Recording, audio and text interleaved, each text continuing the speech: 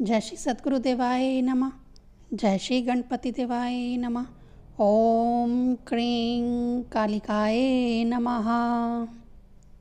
श्री कालिका पुराण 11वां अध्याय। मार्कंडे जी बोले, तब ब्रह्मा के सिमरन मात्र से नारद के साथ ब्रह्मा के सभी मानस पुत्र आनंद पूर्वक और वायु वेग से वहाँ पहुँच गए।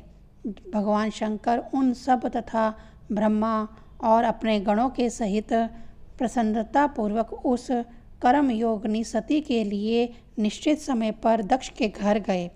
उस समय वह गण शंख, नगाड़े, ढोल और बांस की बनी हुई तुरही आदि बाद प्रसन्नता पूर्वक बजाते हुए शिव का अनुगमन कर रहे थे। कोई हथेलियों से ताल बजा रहे थे तो कोई पैरों से नाचते समय ध्वनि कर रहे थे। अनेक अपने वेगमान विमानों द्वारा वृषभ ध्वज का अनुगमन कर रहे थे तथा वे गण अपनी अनेक प्रकार की आकृतियों तथा शब्दों से विविध भांति कोलाहल करते हुए निकले। उस समय प्रसन्नता पूर्वक देवगण आनंद से गाते बजाते गंधर्व गण एवं नृत्य करती अप्सराओं के समूह ने भी वृषभ ध्वज शिव का अनुगमन किया। उन गरिमामय गंधर्वों तथा गणों के शब्दों से सभी दिशाएं एवं पृथ्वी भर गई। कामदेव भी श्रृंगार रस आदि तथा मार गणों के सहित शिव को प्रसन्न करता, मोहित करता, काम विहल करता आगे आगे चल पड़ा। जब शिव पत्नी हेतु जा रहे थे उस समय ब्रह्मादि सभी देवताओं ने शीघ्रता से अपने अपने सुंदर बाजे बजाए।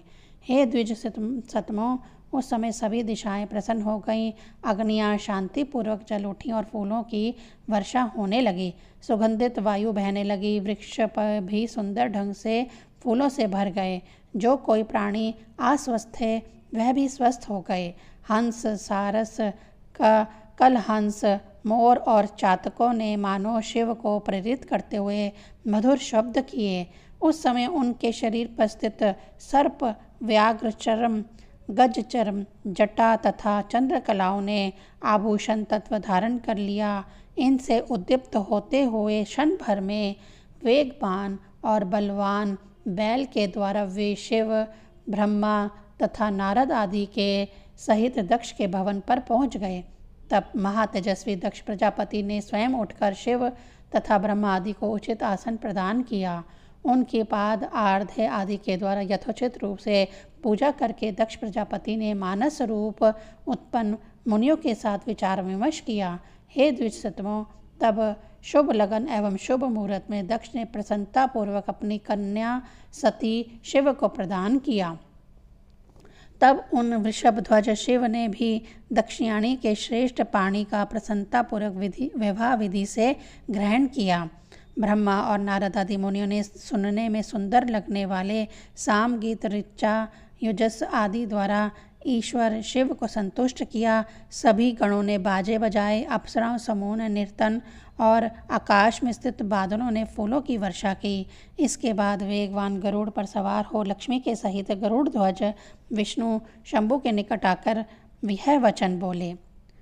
श्री भगवान विष्णु बोले, हे शिव, इस चिकने नीले अंजन के श्याम वर्णी दक्षिणाणी की शोभा से आप वैसे ही शोभित हो रहे हो जैसे कि मैं इसके विपरीत क्रम में लक्ष्मी के साथ सुशोभित होता हूँ। आप इस देवी के साथ देवताओं व मनुष्यों की रक्षा करें, इसके साथ संसारिक जनों का सदा मंगल करें और हे शंकर, यथोचित रूप से दास्य जनों का आप वध करेंगे। जो भी इसे देख अथवा सुनकर इच्छा युक्त कामासक्त होगा, हे भूतेश, उसे तुम मार दोगे। इसमें कोई तर्क वितर्क नहीं है। मार्कंडे बोले, ऐसा ही हो। यह प्रसन्नमुख सर्वज्ञ विष्णु ने प्रसन्न मन परमेश्वर शिव से प्रेम पूर्वक कहा। तब ब्रह्मा ने सुंदर हंसी वाली दक्ष पुत्री के मुख को देखकर उसके प्रति कामासक्त हो गए और उसकी इच्छा करने लगे। उस समय ब्रह्मा बार बार सती का मुख देखने लगे। उसी समय उन्हें पुनः संध्या प्रसंग के बाद इंद्रिय विकार उत्पन्न हो गया। हे द्विजोत्तमों, शीघ्र प्रज्वलित अग्नि की आभा वाला उनका तेज वीर्य मुनियों के देखते देखते भूमि पर आ गिरा। हे द्विजसतमो, तब उस भूमि पर गिरे हुए तेज से आवाज़ करते, गरजते और जलों की वर्षा करते आवर्त, संवर्त, द्रोण और पुष्कर जैसे जलद बादल उत्पन्न हो गए। आकाश में छाए हुए तथा गरजते बादलों को देखकर शंकर दक्षयानी सती के प्रति मोहित हो गए और यह जान लिया कि ब्रह्मा भी मोहित हो गए हैं। तब इसके काम आसक्त अभिलाषा करने वालों का तुम वध करोगे। विष्णु के इन वचनों का स्मरण कर वे त्रिशूल उठाकर ब्रह्मा को मारने की इच्छा से उद्यत हो गए। तब हे द्विजोत्तमो, शंभु को त्रिशूल उठाए ब्रह्मा के वध हेतु उद्यत देख नारद, मारीच आदि उपस्थित सभी हाहाकार करने लगे। दक्ष प्रजापति भी शंकित मन से ऐसा मत करें कहते हुए शिव को रोकने हेतु शीघ्र ही सामने आ गए।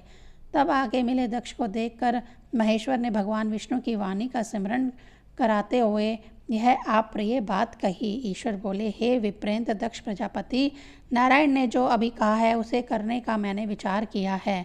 इसे जो अभिलाषा प्राप्ति कामना से देखें उसे आप मार डालोगे। इस कथन की सफलता मैं ब्रह्मा को मारकर सिद्ध करूँगा। ब्रह्मा ने सती को अभिलाषा युक्त हो क्यों देखा? फलतः ये तेज रहित हो गए हैं, इसीलिए मैं ऐसे पाप कर्मी का वध करूँगा। मार्कंडेय जी बोले, तब संपूर्ण जगत के स्वामी विष्णु शीघ्र सामने आकर इस प्रकार से बोलने वाले शिव को उन ब्रह्मा के वध से रोकते हुए यह बोले। श्री भगवान बोले, हे भूतेश, जगत श्रेष्ठ सृष्टिकर्ता ब्रह्मा का आप वध करेंगे, जबकि इन्होंने ही आपके लिए सती जैसी उत्तम पत्नी की योजना की है।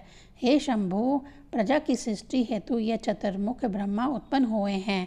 इनका वध करने पर इस समय कोई जगत क्या सृष्टिकर्ता नहीं दिखता है। इनके, मेरे और आपके समझस्से से ही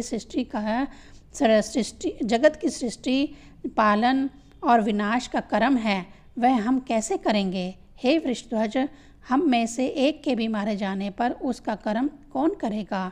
इसीलिए आपके द्वारा ये ब्रह्मा मारे जाने योग्य नहीं है। ईश्वर शिव बोले, मैं इस चतुरानन ब्रह्मा को मारकर अपनी प्रतिज्ञा पूरी करूँगा। तत्पश्चात मैं स्वयं ही स्थावर, स्थिर तथा चर गतिशील प्रजा की सृष्टि करूँगा, अथवा मैं अपने तेज से दूसरे ब्रह्मा की सृष्टि करूँगा। वही ब्रह्मा सदैव मेरी आज्ञा से सृष्टि करता होंगे। हे विभु, इस प्रकार मैं इस ब्रह्मा का वध कर अपनी प्रतिज्ञा पूर्ण करूँगा तथा एक नए सृष्टिकर्ता की सृष्टि भी करूँगा। हे चतुर्भुज विष्णु, अतः आप मुझे न रोको। मार्कंडेय जी बोले, हे द्विजोत्तमो, उन गरीश के वचनों को सुनकर मुस्कान सहित प्रसन्न मुख विष्णु ने पुनः ऐसा मत करो इस प्रकार कहते हुए अपनी आत्मा पर प्रतिज्ञा पूर्ति करना उचित नहीं है, ऐसा ईश्वर से कहा। तब पुनः शंभु ने कहा, ब्रह्मा कैसे मेरी आत्मा है? यह तो प्रत्यक्ष ही भिन्न रूप से सामने स्थित है। तब हंसते हुए भगवान विष्णु ने शिव को संतुष्ट करते हुए मुनियों के सन्मुख यह कहा। श्री भगवान बोले, ना ब्रह्मा आप शिव से भिन्न है, ना शिव ब्रह्मा से भिन्न है, और ना मैं आप दोनों से भिन्न हूँ। हम लोगों का अभिन्न तत्व तो सदा से ही है। आप दोनों प्रधान और अप्रधान, अंश एवं अंशी स्वरूप ज्योतिर्मय मेरे ही भाग हैं, तथा मैं आप ही जैसा एक अंश हूँ। आप कौन हैं, मैं कौन हूँ, ब्रह्मा कौन है? यह जगत की सृष्टि, पालन तथा संहार के कारण रूप मुझ परमात्मा के ही तीन अंश हैं। स्वयं अपना चिंतन कीजिए और स्वयं ही अपनी स्तुति करें तथा ब्रह्मा विष्णु शंकर की एकता को हृदय गमन कीजिए। हे हर, जैसे शर, गला आदि एक ही शरीर के विभिन्न अंग होते हैं, उसी प्रकार हम लोगों का नाम भेद भी एकमात्र मेरा ही अलग अलग तीन भाग हैं। जो ज्योतियों में अग्रगण्य है, जो स्वयं ही श्रेष्ठ प्रकाश रूप है, जो कुटस्थ और अव्यक्त है, जो अनंत रूप है, जो नित्य शाश्वत है, जो दीर्घ ह्रस्व आदि द्वंद्वात्मक विशेषणों से रहित है, उस पर ब्रह्म तत्व से हम भिन्न नहीं हैं। मार्कंडेय जी बोले, विष्णु के उक्त वचन को सुनकर मोहग्रस्त शिव उन ब्रह्मा के प्रति एकता को जानकर उनके प्रति पराई की भावना को भूलकर विष्णु से, विशेषकर ब्रह्मा विष्णु और शिव तीन रूप वालों की आपसी एकता, अन्य आश्रय संबंध के विषय में पूछने लगे। तब शिव द्वारा पूछे जाने पर नारायण भगवान विष्णु ने तीनों देवों की एकता और अनन्यता का विशिष्ट वर्णन किया।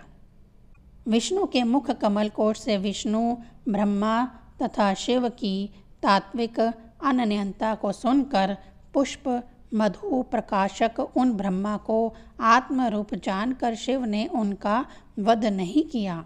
श्री कालिका पुराण में देवोत्व नामक प्रतिपादन नामक 11वां अध्याय संपूर्ण हुआ। ओम क्रीं कालिकाये नमः।